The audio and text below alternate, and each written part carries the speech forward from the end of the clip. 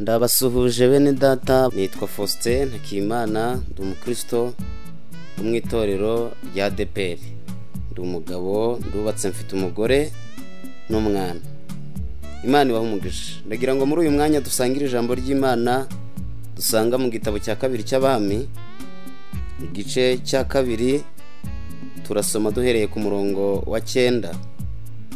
Igitabo cya kabiri cy'Abami, igice cya kabiri, turasoma duhereye ku murongo wa 9. Imana iduhana umugisha mu izina rya Yesu. Aravuze ngo, bageze hakurya, Eliya abwira Elisa ati, nsaba icyo ushaka cyose ndakigukorera, ntaratandukanywa nawe.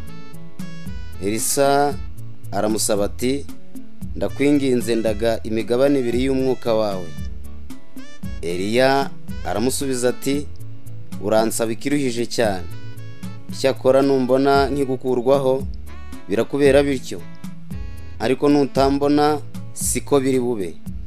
Bakigenda baganira, haboneka igare ry'umuriro n'amafarashi y'umuriro birabatandukanye. Nuko Eliya ajyanwa mu ijuru muri serwakira. Elisa bibonye arataka ati, data data, wabereye Isirayeli amagare n'amafarashi. Nuko ntiyongera kumubona ukundi.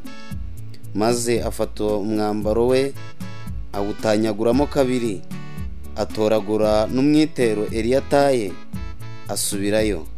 Ageze ku nkombe ya Yorodani arahagarara, yenda wa mwitero Eliya ataye awukubita amazi. Aravuga ati, Uwiteka Imana ya Eliya irihe? Amaze gukubita amazi yigabanyamo kabiri, amwajya ukwayo ayandi ukwayo. Elisa aherako arambuka. Maze ba bana b'abahanuzi b'i Yeriko bari bamwitegeye, bamubonye baravuga bati, umwuka wari muri Eliya ari muri Elisa. Nuko baza kumusanganira, bamugezeho bamwikubita imbere. Imana idufashe cyane. Muri aya magambo Imana impaye ngo tuganire muri uyu mwanya, Imana impaye iri jambo rifite insanganyamatsiko cyangwa theme cyangwa umutwe uvuga ngo komatana n'Imana. Komatana n'Imana. Abantu basoma Bibiliya baza amateka ya Eliya, umugabo wakoranye n'Imana ibintu by'imbaraga. Eliya niwe wahagaritse imvura mu gihe cy'umwami Ahabu. Avuga ko abihagaritse kubera uburyo ubwoko bwa Isirayeli bwari bwaragomeye Imana, hari akavuye mu by'ukuri. Ariko umugabo afata icyemezo, abona ko ibyo bintu Imana yiza kubihari ari kuza kubyikorera. Ahagarika imvura n'ikime, aza guhunga. Ariko igihe cyarageze yerekana Imana iyo ariyo. Ku musozi witwa Karumeli yahamagaye abahanuzi ba Bayali, ahamagara n'Ahabu, ahamagara Abayisirayeli kugira ngo bamenyekanishe Imana iyo ariyo. Ngo bageze ku musozi Karumeli, Eliya abategeka gutamba ibitambo ngo babitambire ibigirwamana byabo basenge. Uko byagenze nuko imbaraga z'Imana zagaragaye. Eliya ahamagara Imana isubirisha umuriro. Abantu bari bagize igihe kinini batavuga ko Uwiteka ari we Mana, baratuye uwo munsi baravuga ngo Uwiteka gusa ni we Mana. Imana inezezwa n'ayo majwi yari ikumbuye kumva abantu bayiramya bayihimbaza. Kuko Imana uburyo yafataga Isirayeli yabafata nk'abana bayo, urubyaro rwayo. Kubona rero umwana wawe yarararutse asigaye ahimbaza ibindi bigirwamana, Imana yari ifite umubabaro mwinshi. Ariko hari abantu bose baravuga ngo Uwiteka gusa ni we Mana. Mbega umunezero ukomeye. Ariko umugore witwa Yezebeli, umugore wa Ahabu, ngo abyumve, ashyiraho itangazo, atuma kuri Eliya, aramubwira ngo Eliya ndakwica, urahwana n'abahanuzi wishe. Eliya ngo abyumve arahunga. Mbibutse ko yari yakoresheje imbaraga nyinshi muri kiriya gihe cyo gusenga, muri kiriya gihe cyo guhamagara Imana. muri uriya mwanya yakoresheje imbaraga z'umutima nyinshi, asa n'unaniweho gato n'ucogoye mu mutima, byiringiro bisa n'ibigabanutse. Niyo mpamvu yahunze Ezebeli. Eliya ariko nakunze uburyo yahunze. Eliya ahunga ntiyahunze ngo ajye ahandi, yahungiye ku musozi w'Imana, yahungiye aho Imana iri. Ndagira ngo mwene data nujya wumva wacitse intege, ujye uhungira aho Imana iri. Imana ishimwe. Bibiliya iravuga ngo niyo iha intege abarambiwe, abananiwe ikabasubizamo imbaraga. Ndagira ngo iki ni igihe abantu basa n'abari mu gahugi, abandi basa n'ibyabayobeye, ariko Imana itazi itangazo risa n'iry'umwami wacu Yesu yatangiye ku musaraba. Yaravuze ngo abarushya n'abaremerewe nimuze munsange ndabaruhura, kuko ndi umurwaneza kandi noroheje mu mutima. Imana ikeneye abantu bayisanga. Umuntu wese wumva yacogoye, wumva yacitse intege, hungira aho Imana iri. Imana ishimwe. Iyo ugeze aho Imana iri uri umunyantege nke, uhava wambaye imbaraga. Eliya ntiyahungiye ahandi, yahungiye aho Imana iri. Bibutse ko n'umwami wacu Yesu agiye gucungura itorero mu gashambi Getsemani, intege nke ze z'umubiri ntiyazijyanye ahandi, yagiye gusenga Imana. Arayibwira ngo umutima urabikunze ariko umubiri ufite intege nkeya. Imana imwongeramo imbaraga. Imana ihimbazwe cyane. Ndagira ngo we kwiheba, we gusuhuza umutima ngo wibaze ngo biracitse, niba ubona byakuyobeye, hungiraho Imana iri. Imana ishimwe. Imana izakwiyereka, Imana izakwigaragariza mwene data. Imana iguha umugisha wowe unyumva muri uyu mwanya. Eliya ngo arahunga, ariko ageza arananirwa, ngo aryama munsi y'igiti yisabira gupfa, kuko imbaraga z'ibyiringiro zari zamushizemo. Imana ibonye Eliya yohereza marayika ku mpamvu imwe, kuko Eliya ntiyari mu nzira igana ahandi, Eliya yari mu nzira igana aho Imana iri. Mbibutse ko umuntu wese uri mu nzira igana aho Imana iri, ijya imwoherereza marayika, ijya imwoherereza ubutabazi aho bukenewe, ijya imwoherereza inkunga kugeza ubwo ahuye n'Imana ikamumenyesha ibyo igomba kumumenyesha, ndetse ikamuha imbaraga. Imana ishimwe. Yamwoherereje marayika. Biravuga ngo marayika amuzanira umutsima n'amazi, aramukangurira, aramubwira ngo Eliya byuka urye unywe, kuko urugendo ari rurerure kandi rugukomereye. Eliya ngo arabyuka, ararya, aranywa, arongera ariryamira. Marayika w'Imana aramubwira ngo Eliya we, ibyo bintu urimo komeza urye. Inzira ni ndende, urugendo ufite ni rurerure, ntabwo ibyo uriye bihagije. Nibutse abasenga, izo nkovu z'imiringa uhora urata ngo warasenze, iki nicyo gihe cyo gusenga ko abantu basenga. Iki nicyo gihe cyo kwegera Imana ku bantu begera Imana. Iki nicyo gihe cyo gusoma ibyanditswe byera ku bantu basoma ibyanditswe byera. Ndagira ngo nkubwire ko iyo ufite bidahagije, urugendo ni rurerure, ongera urye, ongera unywe, kuko urugendo ni rurerure kandi rurakomeye mwene data. Imana idufashe cyane. Ubwo nari mvuze ngo abantu mwongera ibihe byo gusenga, mwongera ibihe byo kwegera Imana. We kwitwaza ngo narasenze, gusenga nibyo, ariko komeza usenge, urugendo ruracyagukomereye. Gusa inkuru nziza ngufitiye nuko Imana ifitiye umutsima abantu bagana aho iri. Imana ishimwe cyane. Eliya ngo ararya, arakomeza, aragenda ahura n'Imana ku musozi. Imana iramubwira ngo Eliya, genda jya Damasiko, ujye kwimika umwami, wimike n'umuhanuzi uzagusimbura. Eliya aca Damasiko, asanga Elisa, umugabo wari umukire cyane, wari ufite amapfizi, yari afite inka zihinga. Eliya ntiyamubwira ngo Imana iraguhamagaye. Eliya ngo yasa n'umunyuraho, ahubwo asa n'umutera umwitero. Elisa mu mwitero yumvira mu ijwi ry'Imana. Mbibutse kuri ya mwitero wasobanuraga ibintu bibiri, kuko ni nawe Elisa yasabye. Wasobanuraga imbuto z'umwuka wera, ugasobanura imirimo y'umwuka bivanze n'impano. Bivuze ko ibyo bintu uko ari bibiri bibwiriza ubutumwa bwiza. Abantu batekereza ko uburyo bwo kubwiriza ubutumwa bwiza ari mu mpano gusa, ariko n'imbuto z'umwuka wera zibwiriza ubutumwa bwiza. Niki Yesu yavuze kuri ibi? Yabwiye abigishwa be arababwira ngo muri umunyu w'isi, arababwira ngo muri imidugudu yubatswe ku mpinga z'imisozi ahantu itabasha kwihisha. Aravuga ngo ntawe ucana itabaza ngo aritwikirize intonga, ahubwo arishira ku meza rikamurika, abari aho bakabona umucyo. Aravuga ngo uko aba ari ku mucyo wanyu ubonekera abantu, kugira ngo nibabona imirimo yanyu myiza bahere ko bahimbaze Se wo mu ijuru. Ubwo nabibutsaga ko imbuto zibwiriza ubutumwa bwiza cyane. Nse nubibutsa akantu gatoya ku bantu bakazi, na agatekerezo nekereza ko abantu benshi bakazi. Agatekerezo k'umuntu umwe wasuye mugenzi we, baraganira, hanyuma uwasuye amubwira amagambo menshi avuga abantu bene se, avuga uburyo bakora umurimo, avuga uburyo abantu batabigenza neza.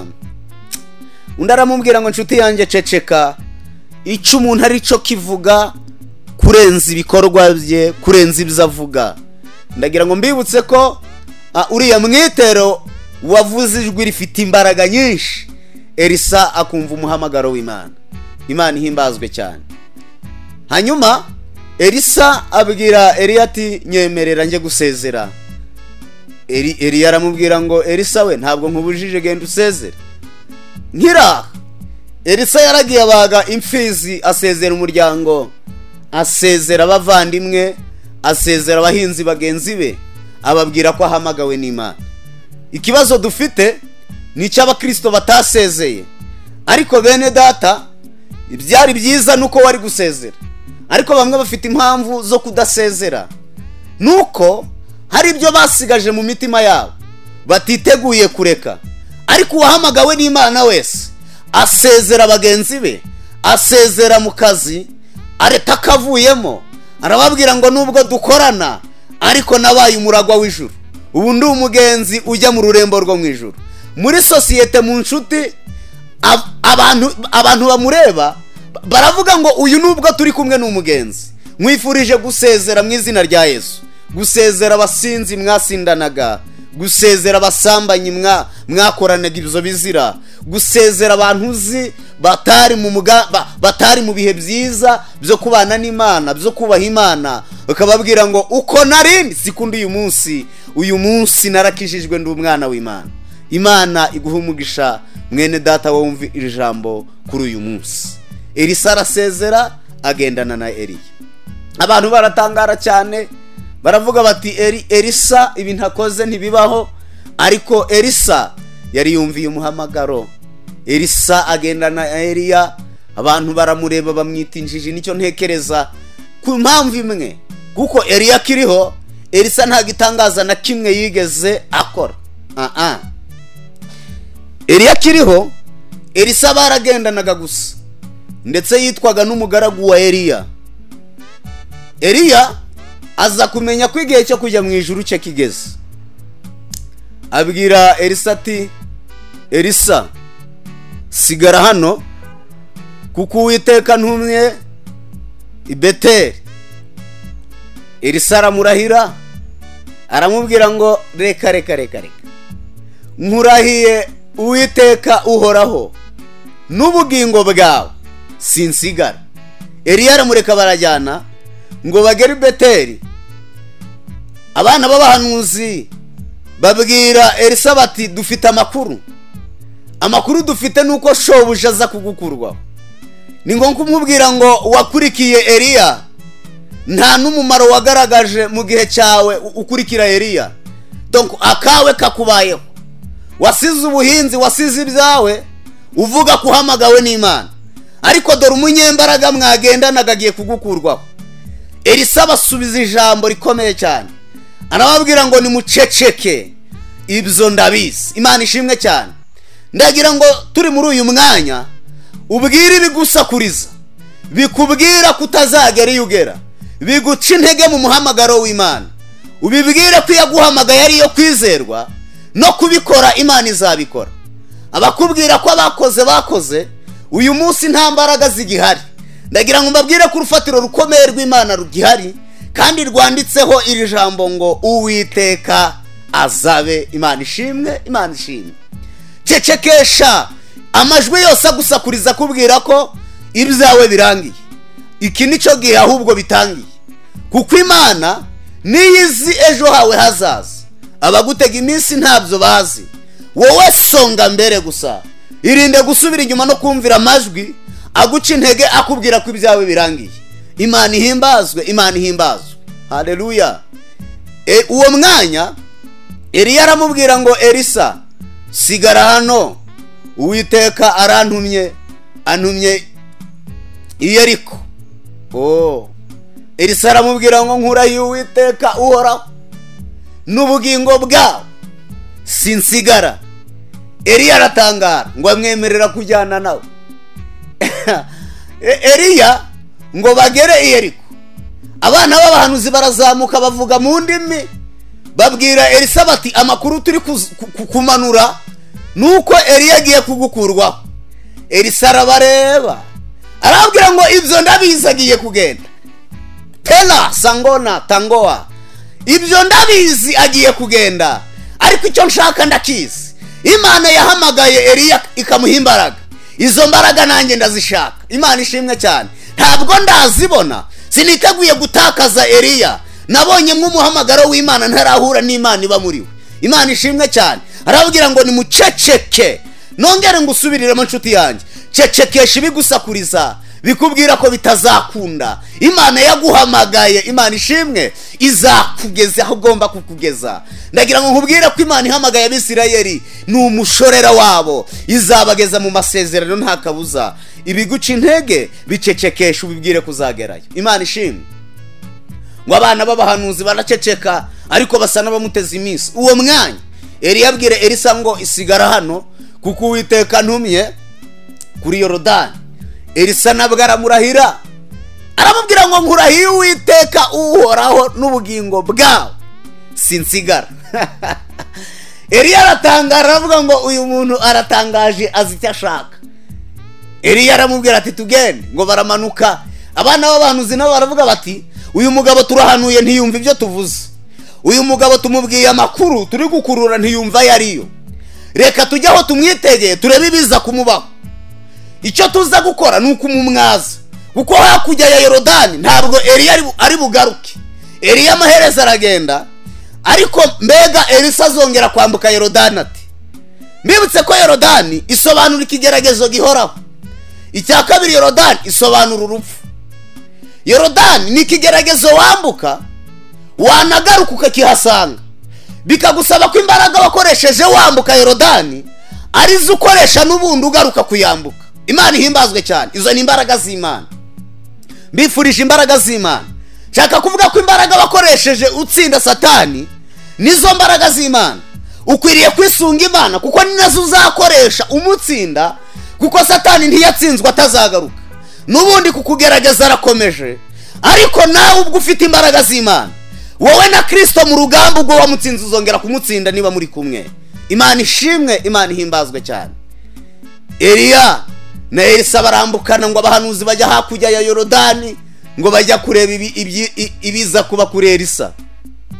Eliya ngo ageze kuri Yorodani azinga umwitera ukubita amazi. Pela tonako tandima. Ndagira ngo mbabwire ko muri Kristo Yesu harimo imbaraga zicagagura Yorodani. Imana ishimwe cyane. Hari Yorodani ikibazo ikuri imbere, hari Yorodani ikigeragezo ikuri imbere, hari Yorodani y'amakuba menshi umaranye nayo igihe ikuri imbere, ariko hari imbaraga zigitangaza zigiye gutandukanya Yorodani ikuri imbere nawe ugafata hakurya mu masezerano. Imana ishimwe cyane. Haleluya. Eliya ngo agere hakurya na Elisa, abahanuzi bari bamwitegeye. Eliya abwira Elisa ati Elisa we, noneho nsaba icyo ushaka ndagikukorera, ntaratandukanywa nawe.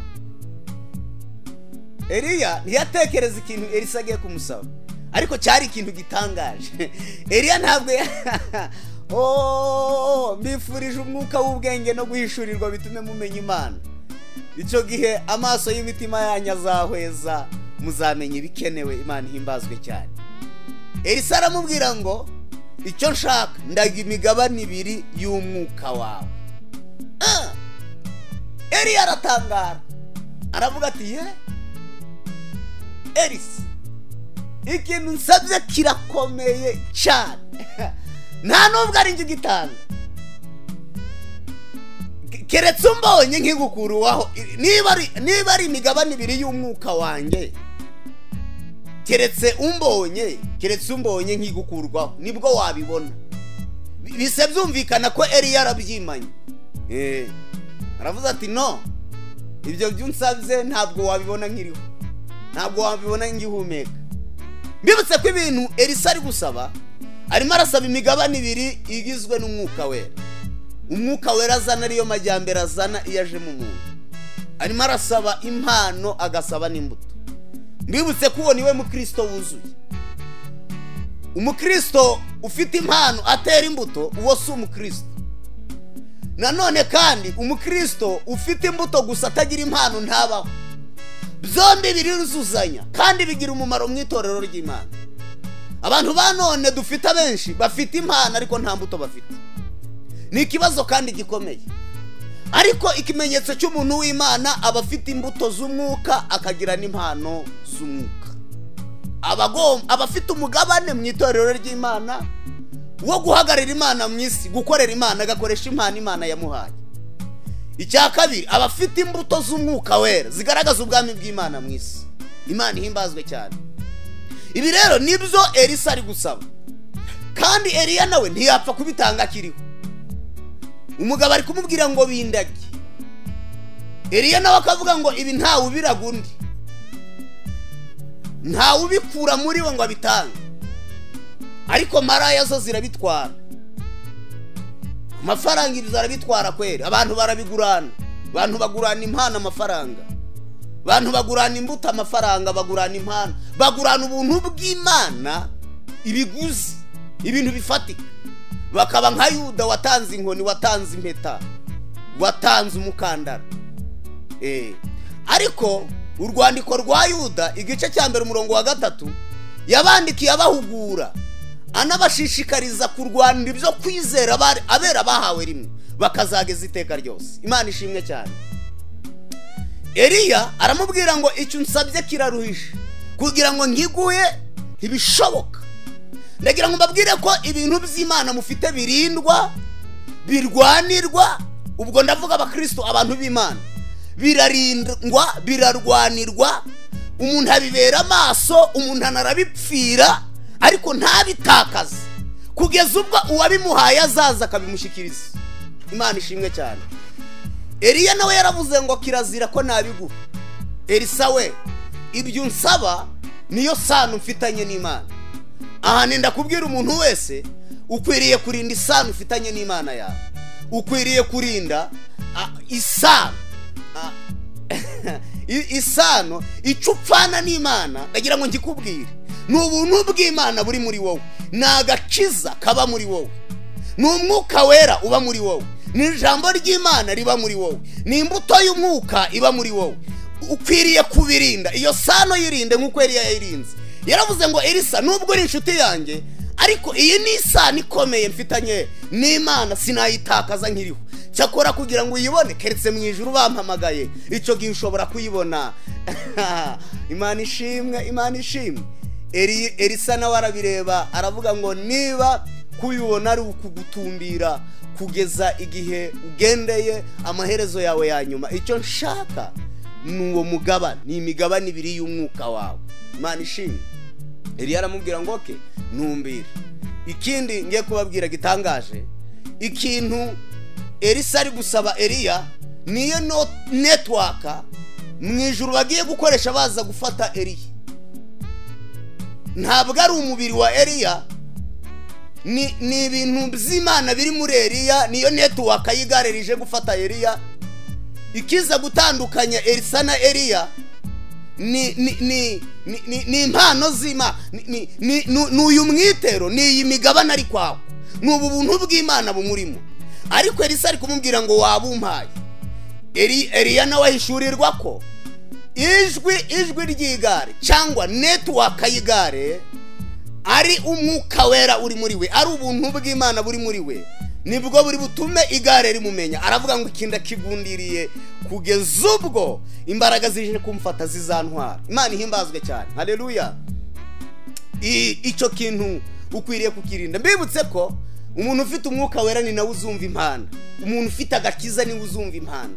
Network y'ijwi rya Kristo ni agakiza mu muntu. Ndagira ngo nkubwire nkwibutse ko ukwiriye kurinda icyo kibicaro cyiza Imana yakubikije, we kukigurana maraya ndaguhendahenze, we kukigurana ifeza niza, we kukigurana ibishira, kuko network y'ijwi rya Kristo Yesu ni impano y'Imana muri twebwe. Imana ihimbazwe.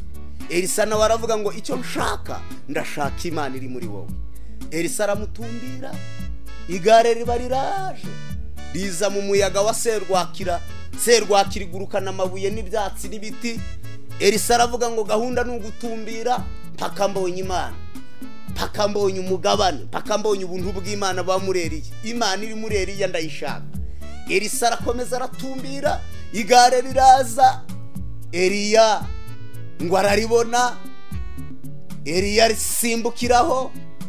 Elisa arabireba mu muyaga mwinshi, mu mwotsi mwinshi, mu mabuye menshi. Igare rizamura Eliya, Imana ishimwe, riramutwara. Eliya ntiyarekura umwitero uwo mwanya. Eliya amaze kubona ikirere gikingutse, amaze kubona igicu gitamurutse, amaze kumenya ko atakigarutse mu isi, nibwo yarekuye umwitero awujugunyira Elisa. Imana ishimwe cyane. Mbifurije kubana n'Imana mpaka ku mwisho. Imana ibaha umugisha mwinshi. Elisa nawe ngo abirebe, abona Eliya arawukenyuruye. Elisa arawitegereza, abona ahuguye.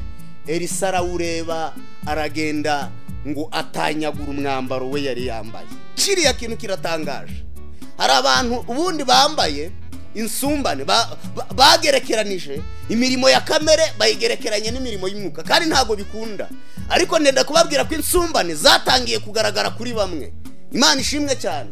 Hanyuma Elisa ngo aragenda afata umwitero Eliya ataye, ngo arawukenyera, bivuze ngo akenyeye imbaraga, yambaye imbaraga, ngo arahaguruka. Imana ishimwe, Imana ishimwe.